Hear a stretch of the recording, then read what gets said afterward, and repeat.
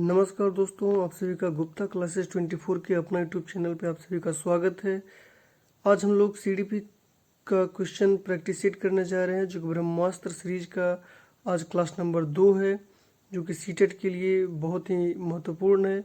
और जो भी लोग इस चैनल पे नए हैं वो इस चैनल को प्लीज़ लाइक एंड सब्सक्राइब कर दें और बेल आइकन को प्रेस कर दें, ताकि जो भी आने वाला वीडियो है आप सभी को मिलता रहे। धन्यवाद।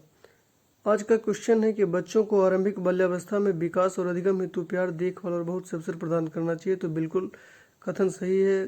तर्क दिया जा रहा है, गंभीर रूप से वंचित बाल्यावस्था के परिणामों के बाद वर्षों में बदलाव होना चाहिए। तो वो बिल्कुल नहीं, अर्थात ए और आर दोनों सही है। आर सही व्याख्या करता है ए की। दो कहा जा रहा है कि ए और आर दोनों सही है, लेकिन आर सही व्याख्या नहीं है ए की। तीन कहा जा रहा है कि ए सही है और आर गलत है, अर्थात ऑप्शन नंबर 3 जो है बिल्कुल करेक्ट है। चलिए अब आगे क्वेश्चन पे बढ़ा जाए। आगे क्वेश्चन कहा जा रहा है कि जीन पियाजे के संज्ञानात्मक विकास के सिद्धांत की 4 चरण प्रतिपादित करने के लिए आलोचना की जाती है। यह आलोचना बाल विकास की किस भाग के अंतर्गत आती है? तो आपको पता होगा कि ये निरंतरता या असंतता, अर्थात ऑप्शन नंबर 3 जो कि बिल्कुल करेक्ट आंसर है। ऑप्शन नंबर 1 में है समावेशन, दूसरा में संवेदनशील काल और तीसरा है निरंतर या असंतता, जो कि बिल्कुल करेक्ट आंसर होगा।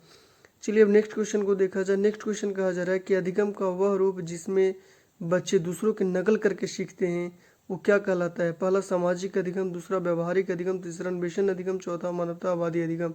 अर्थात ऑप्शन नंबर 1 जो होगा सामाजिक अधिगम बिल्कुल करेक्ट हो जाएगा कि सामाजिक अधिगम बिल्कुल करेक्ट है। आगे क्वेश्चन कहा जा रहा है कि संज्ञानात्मक विकास की किस अवस्था में अमूर्त सोच और वैज्ञानिक तर्क की क्षमता विकसित होती है?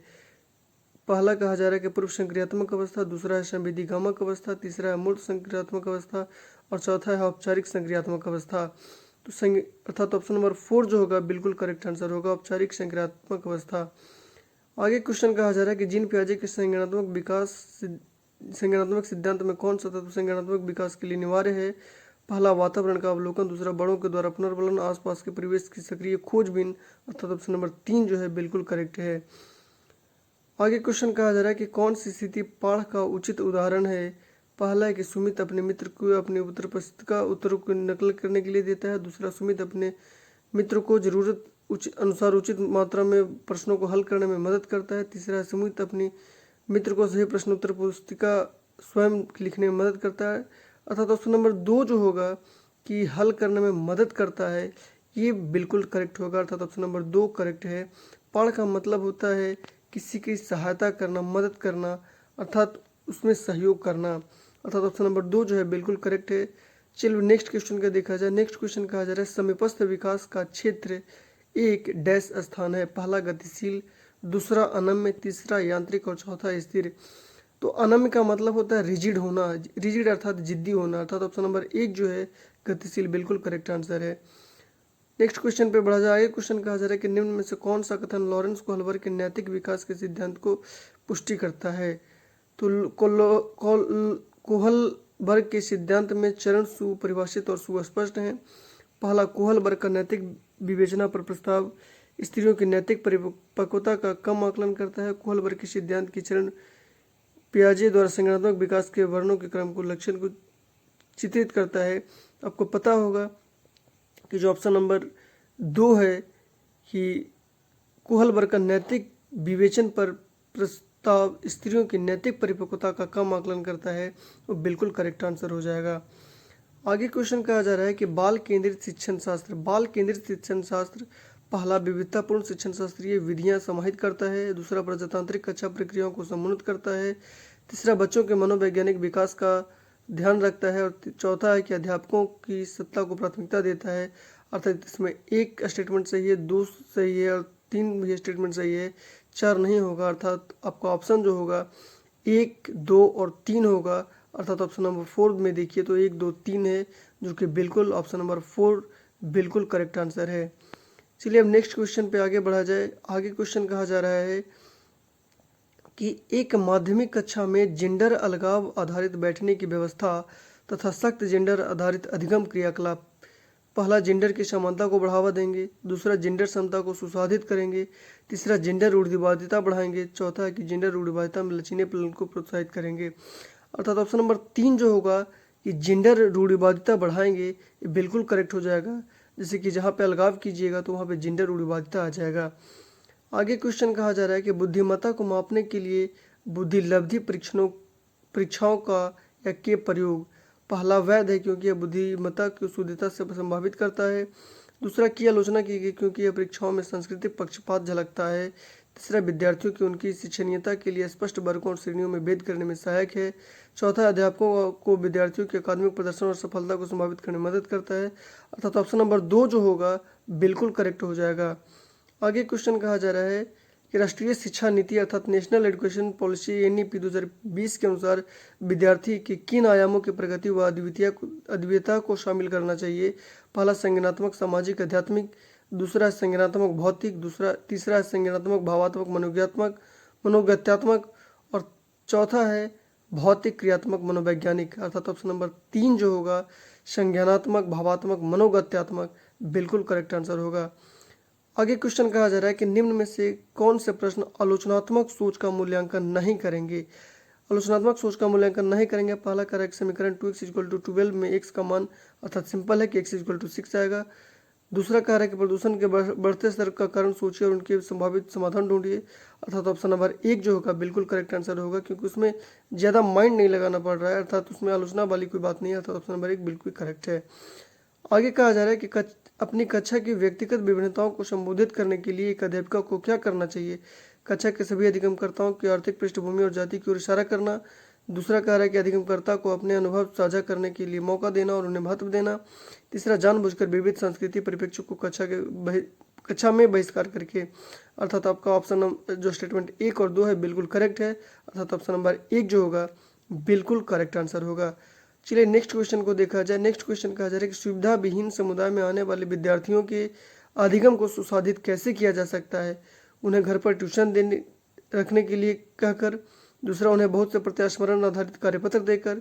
उनमें सफलता का डर और शर्मिंदगी महसूस करवाकर। उन्हें उपयुक्त शिक्षण शास्त्रीय सहायता प्रदान करके। ऑप्शन नंबर 4 जो होगा बिल्कुल करेक्ट आंसर हो जाएगा।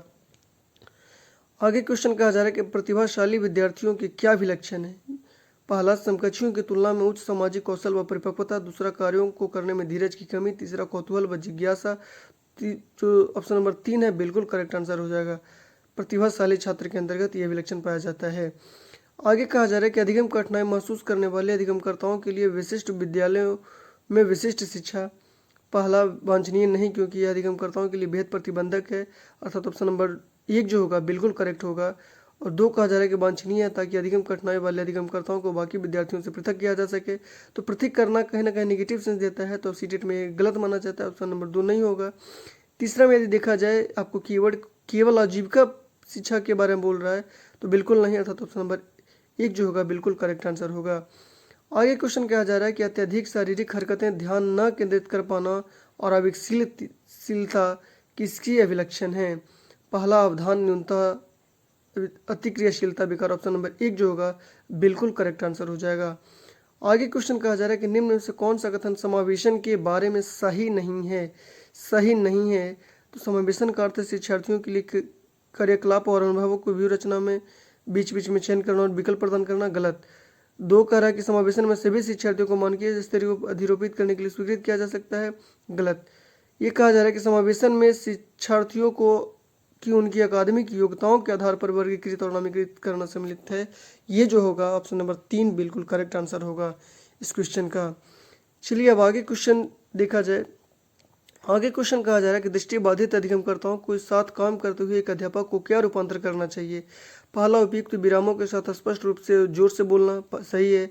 दूसरा कहा जा रहा है लिखित को वाचन में बदलने वाले सॉफ्टवेयर का इस्तेमाल करना, ये भी सही है।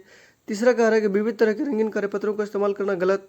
चौथा कह रहा है बहुत सारी स्पर्श सामग्री का इस्तेमाल करना। अर्थात 1, 2 और 4 जो है बिल्कुल करेक्ट आंसर है। अर्थात ऑप्शन नंबर 4 जो वहाँ पे देखा जाए कि ऑप्शन नंबर 3 जो है 1, 2 और 4 बिल्कुल करेक्ट आंसर है। आगे कहा जा रहा है कि सामाजिक रचनावादी कक्षा की क्या विशेषता है। पहला, अस्थायी बैठने की व्यवस्था। दूसरा, शिक्षकों द्वारा निर्देशन तथा विद्यार्थियों का निष्क्रिय पालन। विद्यार्थी द्वारा जानकारी का स्मरण। चौथा है विद्यार्थी द्वारा समूह में काम करने हेतु विषय पर चर्चा करना। अर्थात ऑप्शन नंबर 4 जो है इसका आंसर बिल्कुल करेक्ट आंसर हो जाएगा।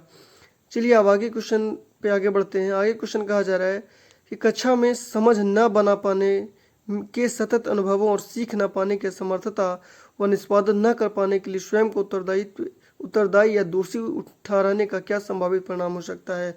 तो पहला है कि अधिगम असहायता का अभाव। तो बिल्कुल ऑप्शन नंबर 1 जो होगा अधिगम असहायता का अभाव ऐसा ही होता है, अर्थात ऑप्शन नंबर 1 जो होगा बिल्कुल करेक्ट आंसर हो जाएगा। आगे कहा जा रहा है बेहतर सीखने की अधिक प्रेरणा, बिल्कुल नहीं। 3 कहा जा रहा है निपुणता उन्मुखीकरण, ये भी नहीं। चौथा कहा जा रहा है योग्यता की वृद्धि परक, ये भी नहीं। आगे क्वेश्चन कहा जा रहा है कि एक अध्यापक को ऐसी अधिगम कार्य नहीं अभिकल्पित करना चाहिए जो बच्चों को पाठ्य पुस्तक के अलावा किसी और स्रोत से ज्ञान अर्जन को बढ़ावा दे, बिल्कुल गलत है। तर्क कहा जा रहा है कि अधिगम और ज्ञान संप्रेषित होते हैं और इच्छित या सृजित नहीं है, अर्थात बिल्कुल गलत है। अर्थात कथन ए और तर्क आर ये दोनों गलत है, अर्थात ऑप्शन नंबर 4 जो होगा बिल्कुल करेक्ट आंसर हो जाएगा कि ए और आर दोनों गलत हैं। चलिए आगे क्वेश्चन पे बढ़ा जाए। आगे क्वेश्चन को अब देखते हैं। आगे क्वेश्चन कहा जा रहा है कि अर्थपूर्ण सीखना इसमें पहला ऑप्शन दिया जा रहा है कि एक रेखीय रूप से होता है, न कि वर्तुला का रूप में, बिल्कुल नहीं। दूसरा कहा तब होता है जब शिक्षक विद्यार्थियों के संवेगात्मक पहलुओं को नकारते हैं। तीसरा, शिक्षकों द्वारा सीधे निर्देशन द्वारा निर्धारित होता है। चौथा कहा कि विद्यार्थी के परिवेश के साथ अंतःक्रिया द्वारा, अर्थात ऑप्शन नंबर 4 जो होगा बिल्कुल करेक्ट आंसर होगा। जैसे कि आप लोग जानते हैं यहाँ पे अंतःक्रिया जो होता है बिल्कुल करेक्ट आंसर हो जाता है सीटेट में। आगे कहा जा रहा है कि विद्यार्थियों को अधिगम के लिए प्रेरित करने के लिए किस तरह के लक्ष्यों को बढ़ावा देना चाहिए। पहला, दृष्टिकोण केंद्रित दक्षता लक्ष्य, परिहार केंद्रित प्रदर्शन लक्ष्य, दृष्टिकोण केंद्रित प्रदर्शन लक्ष्य, परिहार केंद्रित दक्षता लक्ष्य, अर्थात ऑप्शन नंबर 1 जो होगा कि दृष्टिकोण केंद्रित दक्षता लक्ष्य बिल्कुल करेक्ट आंसर हो जाएगा। आगे बढ़ते हैं। आगे क्वेश्चन कहा जा रहा है परसंज्ञान या अधिसंज्ञान क्या है। पहला, सहज सिद्धांत जो बच्चे अपने आसपास की घटना के बारे में गढ़ते हैं। दूसरा, अपनी खुद की सोच के बारे में सोचने की प्रतिक्रिया।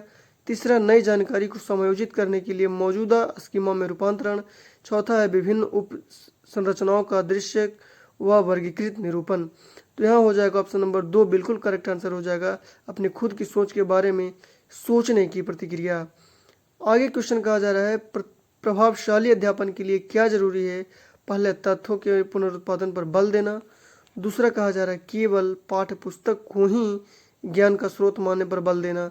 तीसरा, तथ्यों और परिप्रेक्ष्य का विवेचनात्मक विश्लेषण। चौथा है कि अधिगमकर्ताओं के पूर्व अनुभवों की प्रधानता देना। तो बिल्कुल ऑप्शन जो स्टेटमेंट 3 है और 4 है ये बिल्कुल सही है, अर्थात प्रभावशाली अध्यापन के लिए यह स्टेटमेंट 3 और 4 बिल्कुल सही होना चाहिए, अर्थात ऑप्शन नंबर 2 जो होगा 3 और 4 ये बिल्कुल करेक्ट आंसर हो जाएगा। चलिए अब हम लोग आगे क्वेश्चन पे बढ़ा जाए। आगे क्वेश्चन कहा जा रहा है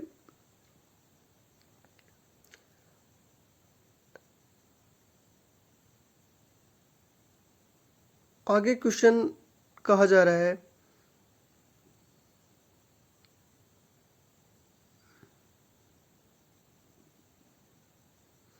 आगे क्वेश्चन में कि संप्रत्यात्मक समझ को सुसाध्य करने के लिए एक शिक्षिका को क्या नहीं करना चाहिए। रूपकों का इस्तेमाल। दूसरा, उदाहरणों व गैर उदाहरणों का उपयोग। तीसरा है पुनर्ज्ञान के साथ संबंध स्थापित करना। चौथा है केवल जानकारी के पुनरुत्पादन पर बल देना। तो संप्रत्यात्मक समझ को सुसाध्य करने के लिए क्या नहीं करना चाहिए, तो केवल जानकारी के पुनरुत्पादन पर बल देना, ये नहीं करना चाहिए। आगे क्वेश्चन कहा जा रहा है कि निम्न में से कौन सा संवेग विद्यार्थियों को सीखने के लिए प्रयत्न करने पर बल देता है। कुंठा, बोरियत, गुस्सा, मान या गर्व, अर्थात ऑप्शन नंबर 4 जो होगा बिल्कुल करेक्ट आंसर। तो उम्मीद करते हैं आप लोग को ये सेशन अच्छा लगा होगा।